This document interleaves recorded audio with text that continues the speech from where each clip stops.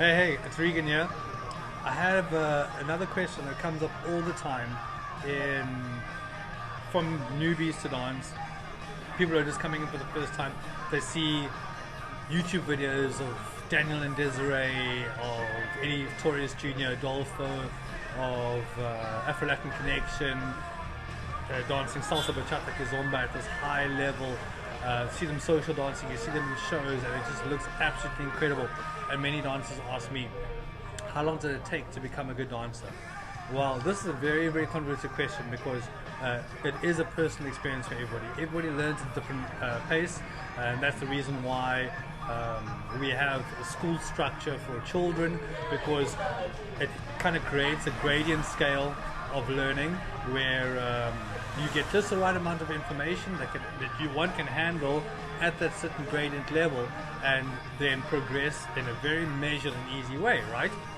Now, dance is play for adults, so it stands to reason that we should also learn with a graded system that helps us to understand where we are, understand where we're going, and understand when we've arrived. Now, I break this down into three sections, all right? I bring this down to section number one, which is a personal stage. You know, if you've ever seen the graph of the learning scale, we talk about unconscious incompetence is where we all start, where we don't know that we suck. We don't know what we don't know, all right? And then we get to a point where we get to conscious incompetence, where we actually know we suck, and we know what we need to do, what steps we should be taking in order to learn.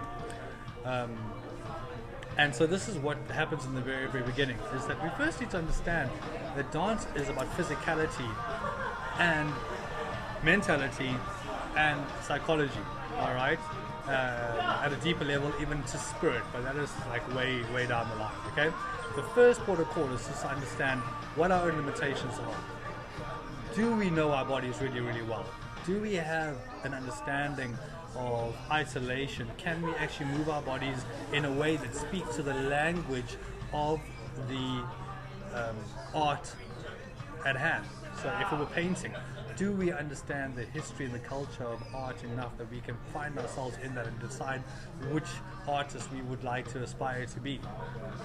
The same thing with dance training. To understand what our bodies are capable of, we know what our weaknesses are, and we work on that, and we know what our strengths are, and we can use our strengths to bolster our weaknesses, right? So stage number one is personal development, right? The second stage is communication. This is where we take what we know about ourselves, we can see in somebody else how much they know about themselves, and then we combine with that person in order to give them the best experience that they are capable of enjoying in that 4 to 5 minute song. All right? And the third stage of the development is the aesthetic stage. This is when one has got so much control over the body, so much understanding over the communication, that the dance itself is easy. One is able to do complicated movements and patterns, shines and styling without much thought. It just happens. It just comes off the body through years and years of experience and years of learning.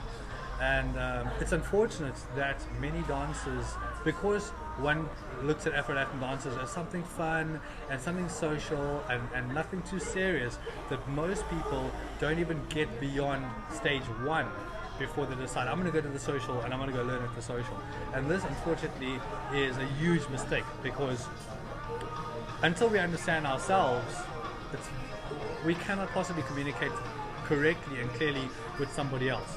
I found that many people who come to dancing are generally introverted people with desk jobs and that sort of thing, very, very specialized technical people.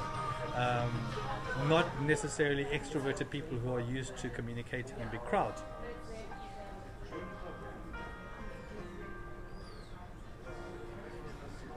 Partner dancing demands a high level of communication.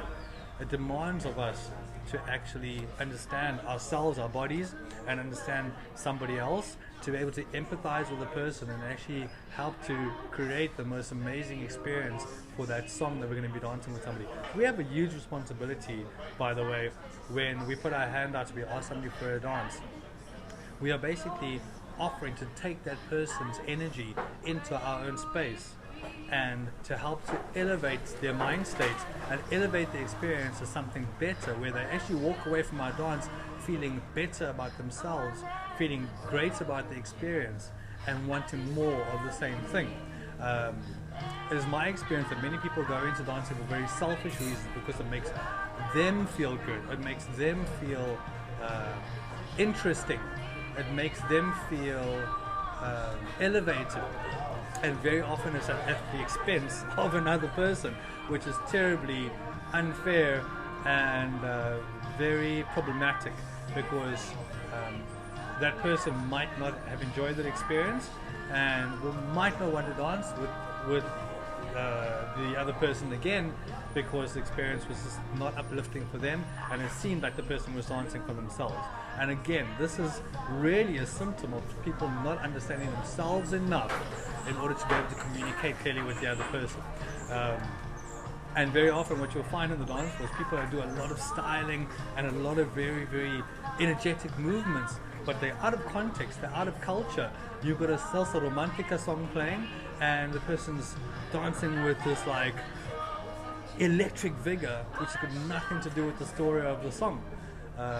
You've got very, very serious songs like El Gran Combo, El Muerte, which is about death, and you see all these romantic moves and these dips and these swings and all that kind of stuff totally out of context. Again, there's not enough education going on, there's not enough understanding going on for that dance to be anywhere near to aesthetic, yet the dancers are trying to get aesthetic before actually understanding the culture. So it's vitally important that we actually continue with our training. And listen, I know I'm a dance teacher, I know I have a dance school, and you'll probably be thinking that I'm thinking about my bottom line, about my profit margins, because I want students to be in my classes. Let me tell you a little secret. My dance program at Paradiso Academy is based around the idea of getting rid of students as fast as possible. I don't want students in my class for 5 years, 10 years, trying to get to that point of aesthetic.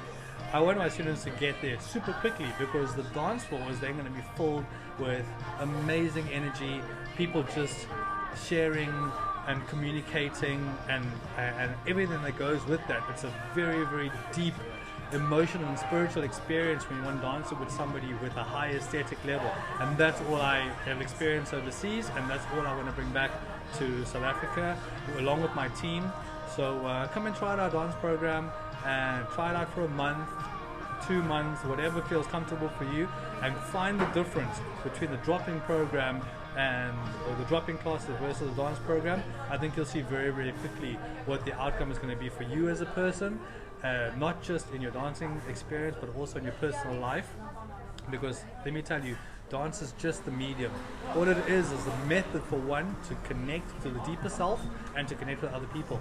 And once you make those connections, it changes everything in your life. Your relationships will change, your work will change, you will change.